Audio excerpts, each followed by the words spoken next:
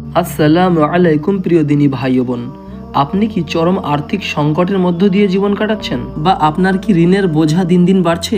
ঋণ পরিশোধ করবেন কি উপায়ে সেই চিন্তায় আপনার ঘুম হচ্ছে না? দুশ্চিন্তা, লজ্জা, মান সম্মানের ভয়ে বাড়ি থেকে বের হতে পারছেন না? তাহলে আজকের ভিডিওটি আপনার জন্য।